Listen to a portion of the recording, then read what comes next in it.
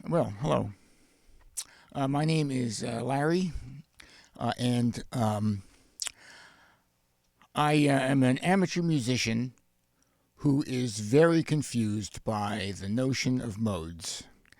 So I thought that the best way to learn about them is to attempt to teach them to someone else. So that someone else is whoever happens to listen to this and watch this video. Um, I have a somewhat of a makeshift setup here. That's a plain old drop cloth behind me, um, and I'm in my basement, so I don't want you to see all the junk that's there. Anyway, let's get started. And so we're going to talk about modes and scales and how they relate. Start with I think the idea that I think works best for me to understand modes is the notion of shapes. What's the shape of a mode? So let me start by sort of the basic scale. You can see a keyboard here. This is the basic C scale. You'll recognize the do, re, mi, fa, sol, la, ti, do. But that's not the only notes. I haven't played the black keys yet. So let me play what's called a chromatic scale. And the chromatic scale is an even set of steps between the octave notes of C and high C.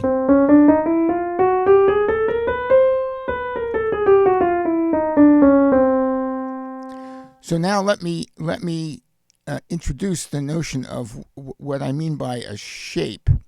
The C major scale. Well, first, the most music teachers and musicians refer to a chromatic step like this as a half step in the scale, or a half tone. So going from C to C sharp, or C sharp to D, or D to D sharp, and so forth, is a half step. Half step. If I go from C to D, C, D, E, F, G, A, B, C. If I go from C to D, that's a whole step. So now if I do the C major scale, C, D, E, F, G, A, B, C, I'm going from the root note of the scale, the C, to D, I'm taking a whole step. When I go to E, I'm taking another whole step. But when I go to F, it's a half step. And from F to G, whole step. G to A is a whole step. A to B is a whole step. And B to C is a half step. So now I can define the shape of that major scale as the root note, whole step, half step, whole step, half step, half step, and that's the root octave. And that would be true then of any major scale.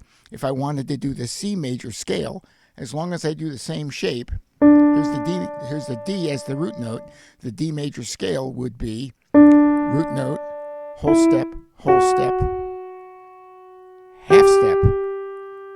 whole step, half step. Same shape, different key.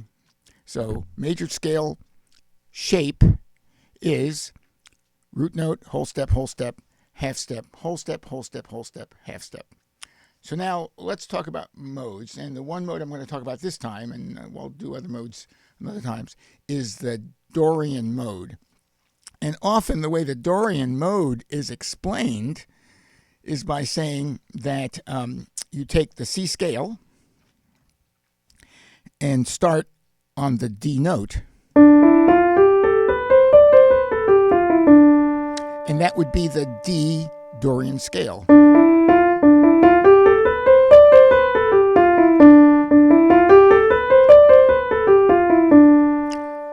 So let's look at the shape of the D Dorian scale. It's root note, whole step, half step, whole step, half step, whole step. So then if we said, well, what would the C Dorian scale look like? It's the same shape. Let's just start with C as the root note. So root note, whole step, half step, whole step, whole step, whole step, half step, whole step. So that's the C Dorian mode. And you can see the comparison, no pun intended. C major scale, the Dorian scale for C has the E flatted and the B flatted. Oops. So there it is.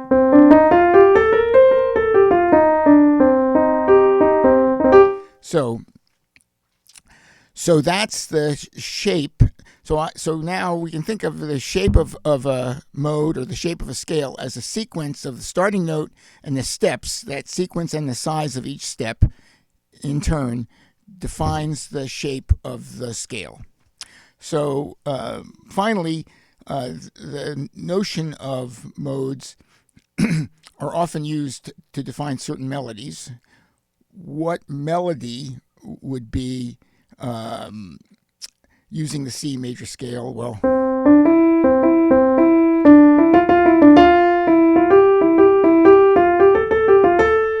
so that's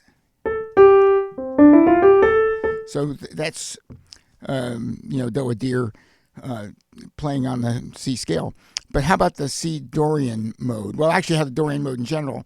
What I'll do is take a song and put it into the C scale so that you can get the sense of how that works with the Dorian mode. So with this.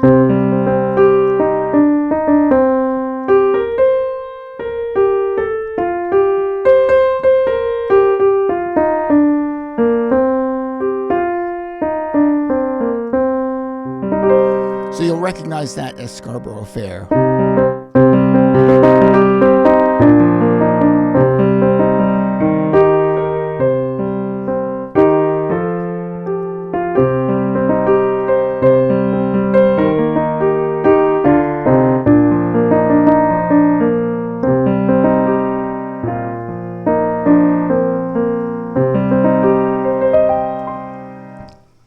So that's it for this video. I'd like to make these short.